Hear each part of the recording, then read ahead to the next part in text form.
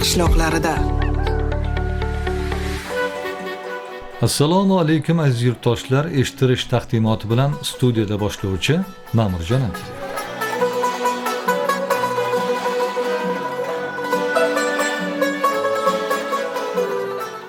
Keyingi yillarda yurtimiz qishloqlarida sayyohlik yo'nalishi keng rivojlanmoqda va bugun O'zbekistonimizda 20 dan ortiq rasman turizm qishlog'i deya e'tirof etilgan so'lim maskanlar faoliyat yuritmoqda. Ulardan ikkitasi esa Butunjahon turizm tashkiloti tomonidan e'tirof etilgan. Dasturimiz orqali bu haqda va turizm qishloqlari haqida batafsil ma'lumot berib kelyapmiz. Darvoqe, yaqindagina Buxoro viloyati Romiton tumanidagi O'ba qishlog'iga ham turizm qishlog'i maqom berildi. Yetti avliyo qadamjosining ikkitasi Hoji al-Romitoniy va Hoji Muhammad Baboyi samosi ziyoratgohlari Romiton tumanida joylashgan. Ulardan yil bo'yi uzoq yaqindan keluvchilar qadami uzilmaydi. Odatda sayyohlar va ziyoratchilar O'ba qishlog'i orqali shu ikki muqaddas go'shaga kirib borishadi. Aynan shu jihat ko'hna O'baga turizm qishlog'i maqomi berilishiga sabab bo'ldi. Bu haqda batafsil keyingi eshittishlarimizda hikoya qilamiz. Bugun esa Samarqand tomonlarga yuzlanamiz. Xabaringiz bor, eshittirishimiz muxlislari ham o'zlari tug'ilgan qishloq haqida hikoya qilib berishadi.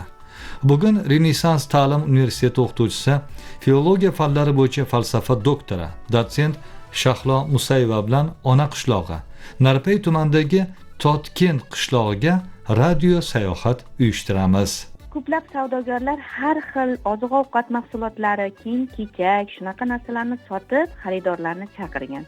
Va oziq-ovqat sotayotgan vaqtlarida tatib ko'ring, totli degan terminlar orqali o'z xaridorlarini chorlaganligini aytib o'tadi. Va ko'pchilik ma'lumotlarga ko'ra, tatib keting degan so'zning o'zgarishlariga uchrab, totken deb atalganligi haqida ma'lumotlar keltirib o'tiladi. Guzar yoki mahalla insonlar yig'iladigan joy degan ma'noni bildiradi. Demak, bu haqiqiy tarixiy manbalarga borib taqaladi desak bo'ladi. Umuman olganda, Narpay farzandi yozuvchilar uyushmasi a'zosi O'zbekistonda xizmat ko'rsatgan madaniyat xodimi yozuvchi Mansur Alovuddinovning ham Narpay tarixi kitobini varaqlab ko'rganimda bu ma'lumotlar berib o'tilgan edi rivoyat shaklida, chunki albatta yoshi katta ulug'larimiz mana shu rivoyatlarni keltirib o'tganligini va Totken qadimiy shaharlardan biri ekanligini ta'kidlab o'tadi. Umuman olganda, Samarqanddan yo'lga chiqqaningizda bizning qishlog'imizgacha borguncha davrda tarixiy joylar juda ham ko'p. Masalan, Imom Buxoriyga kirishingiz mumkin. Hozirgi kunda islom sivilizatsiyasining eng rivojlangan joylaridan biri. Undan o'tsangiz Kattaqo'rg'on degan tumanimiz bor. Bu ham qadimiy joylardan, chunki u yerda ko'plab ziyoratgohlar bor.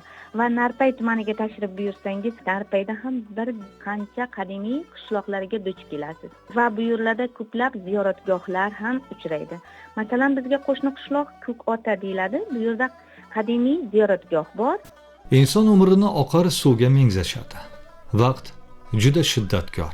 Ammo bir haqiqat borki, odam bolasi yil o'tgani sayin ulg'ayib, oq va qorani tanigani sari o'z tug'ilgan go'shasini yanada mehr bilan sog'inaveradi.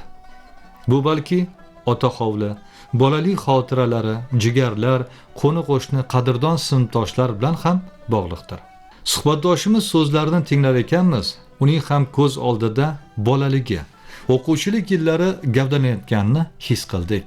Qishlog'imizda o'zi ikkita maktab joylashgan. 12-umum o'rta ta'lim maktabi, 49-o'rta ta'lim maktabi. Ikkala maktabda ham o'qiganman, ustozlardan ta'lim-tarbiya olganman. Hali ham yodimda turadi maktabning ostonalari. 12-o'rta ta'lim maktabimiz 20-asrning boshlarida tashkil qilinganligi haqida aynan tarix va arxiv ma'lumotlariga suyanib shuni aytishim mumkinki, Ikkinchi jahon urushi davrida bolalar shoiri Quddus Muhammadiy aynan bizning 12-o'rta ta'lim maktabida direktorlik vazifasini o'taganligi haqida tarixiy ma'lumotlar bor. Nega aynan bizning maktabda o'tagan deb qiziqib ko'rganimda shu ma'lumotlarga ega bo'lganmanki, ko'plab evakuatsiya qilingan bolalar aynan o'sha bizning maktabda va bizning tumanda joylashtirilgan ekan, xavfsiz hudud sifatida. Shu sababli hozirgi kunda ham maktabimiz tumanimiz o'rtasida eng yuqori maktablardan biri hisoblanadi. Yaqinda qiziqib ko'rgan edim. O'tgan yilgi 56 ta bitiruvchidan 36 kishi aynan oliy ta'lim muassasalariga kirganligi haqida ma'lumotlarga ega bo'ldim. Bu qishloq maktabi uchun judayam quvonarli holat. Sababi men o'zim 2001-yil bitirganman. U vaqtlar juda ham kam o'qishga kirar edik. Narpayliklar azaldan tadbirli, ishni ko'zini biladigan xalq. Ularning mirishkorligini ham yaxshi bilamiz. Suvi mo'l, tabiati go'zal maskanda sarxil ne'matlar yetishtirilmoqda. Bu haqda qahramonimiz shunday deydi. Qishlog'imiz aholisi asosan dehqonchilik va chorvachilik bilan kun kechiradi. Qovun, tarvuz, sabzi, shalg'om, umuman poliz ekinlarining barchasi ekiladi bizda. Qovun, tarvuzlarimiz o'ta darajada shirin. Sababi ham bor. Bizning qishlog'imizdan 5-4 kilometr pastda Zarafshon daryosi oqib o'tgan. Mana shu asosiy dehqonchilikni dehqonlarimiz ana shu Zarafshon daryosi bo'yida amalga oshiradi. Poliz ekinlari shu daryo bo'yidagi dalalarga ekiladi. Shu sababli toza havo, unumdor tuproq, yaxshi mehnat tufayli bo'lsa kerak, bizda qovun, tarvuzlar shirin. Yesangiz og'zingizda mazasi qoladi. Qishlog'imizda masalan yoz kunlari dalada ishlasa, qish vaqtlari uylarida issiqxonalar bilan shug'ullanadi. Ko'plab kishilarning uyida issiqxona uchratishingiz mumkin. Bularda pomidor, bodring, hozirgi kunlarda ko'kat, limon issiqxonalari juda ham ko'p. Mosh, loviya, no'xat, mana shunaqa ekinlar ko'proq yetishtiriladi. Eng ko'p Samarqandga mashhur bo'lgan narsa bu no'xat.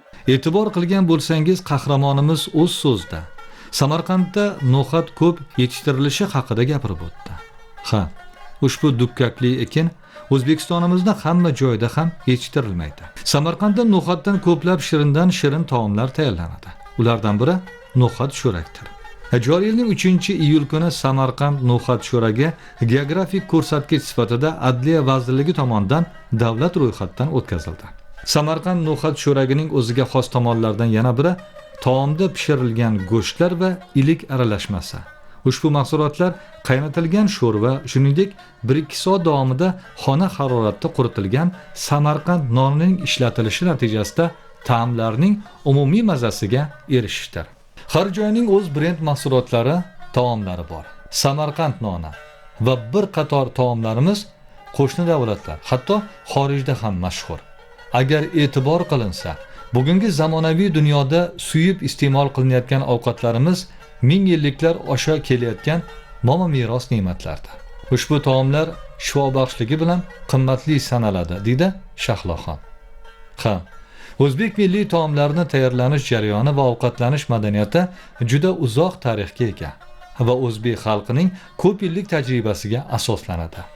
Urf-odat va an'analar hududning iqlim sharoitidan va mahalliy aholining turmush tarzidan kelib chiqqan holda shakllangan.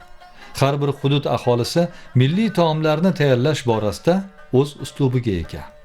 Samarqandga kirib kelsak, no'xat sho'rak degan taom yo'lda ustida har bitta taomlanadigan joylarda uchrab turadi. Demak, bizda ham no'xat sho'rak pishiriladi. Aynan Totkin qishlog'ida onalarimiz, buvilarimiz juda ham mazali pishiradi. Sababi yuvib, tozalab, ivitib qo'yishlarigacha o'ta maxsus retseptlar asosida qiladi.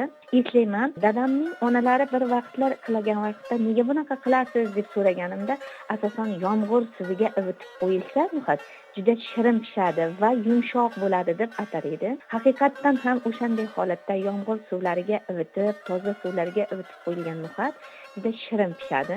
Tansiq taom sifatida ko'proq mehmonlarga tortadi desak ham bo'ladi. Endi Samarqand deganda ko'pchilikning ko'z oldiga Samarqand nonlari keladi.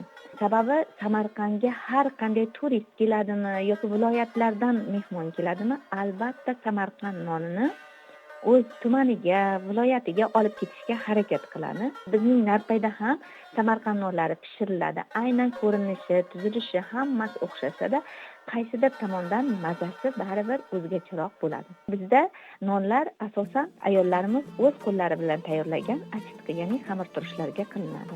Bizning qishloq odamlari ko'proq sog'lom ovqatlanishga e'tibor qaratadi desam mubolag'a bo'lmaydi. Sababi bizning qishloqda juda ham ko'p yong'oqlar yetishtiriladi. Yong'oq shu bilan birga o'ta mashhur asal arichlarimiz ham ko'p. O'zimizning qishloqda va yon qishloqlarimizda, hattoki o'z ota uyimda ham dadam asalari bilan shug'ullanadilar. Dasturxonimizda doimiy ravishda mayiz, yong'oq, asal, mana shunaqa tabiiy holatdagi mahsulotlar mehmonlarga tortiladi va o'zimiz doimiy ravishda tanovul qilamiz. Bizda mayiz ham muammosiz. Sababi bizda Kattaqo'rg'on hamda Xatirchi tumanlari juda yaqin. Ikkala tumanning o'rtasida joylashganmiz. Ko'pchilik biladiki, Xatirchida mayiz yetishtiriladi va Kattaqo'rg'onda ham. Shu sababli bizning narpayimizga bu ikkala tumandan keladigan mayizlar sarasi, yaxshisi yetib keladi va bizdan olib ketadigan yong'oqlari bilan birga ular ham dasturxonni to'ldiradi. Biz ham dasturxonimizni tekin sochillikda doimiy ravishda sog'lom ovqatlanishga e'tibor qaratib kelmoqdamiz. Ibn Sino davridan boshlab sog'lom ovqatlangan kishilar, ya'ni tabiiy mahsulotlarda ovqatlangan shaxslar uzoq umr ko'radi yoki organizmi doimo yosh turadi deydi. Bizda milliy ovqatlarimiz osh, bichak, yupqa, sirguruch yoki shovla degan ovqatlar pishiriladi. Aynan men hozirgi kunda Toshkent shahrida juda ham mashhur, ko'pchilik borib yeb, tatib keladigan so'qoq somsa deydi. Bizda buni bichak deb tayyorlashadi. Bizda ikki xil holatda tayyorlanadi bichak. Birinchisi bu qovoq, ya'ni bizda ko'proq kadi deydi. Samarqand kadisi umuman boshqacha. Boshqa viloyatlarda bu kadidan yetishtirilmaydi. Aynan bizda Narpayda shunaqa kadi yetishtiriladi-ki, bu aprel oyidan boshlab chiqa boshlaydi. Bozorlarga yoki umuman tugadi. Asosan pishmagan, ya'ni kuz paytida manti, chuchvara qilib yeymiz. Pisha boshlagandan keyin, ya'ni sarg'ayib pishadi u. Pishgandan keyin asosan bichak qilib yeymiz, ya'ni kadi bichak deymiz, qovoq bichak deyiladi. Bu albatta o'sha so'qoqda yegan kuz somsangizga o'xshaydi-yu, faqatgina biz kadi bichakni yoyib, to'rtburchak holatda bukib tandirga yopib olamiz. Juda ham mazali bo'ladi. Albatta Narpayga yoki Toshkentga sayohat qilsangiz, yoptirib, issiq tandir bo'yida suvlarga botirib yeyish juda ham shirin.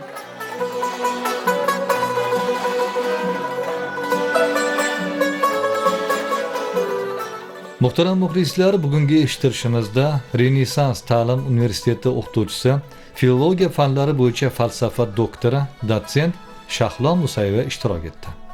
U bilan ona qishlog'i Narpay tumanidagi Totkent qishlog'iga radio sayohat qildik. Eshittirish muallifi Malohat Eltazarova. E'tiboringiz uchun tashakkur. Dasturlarimiz davom etadi.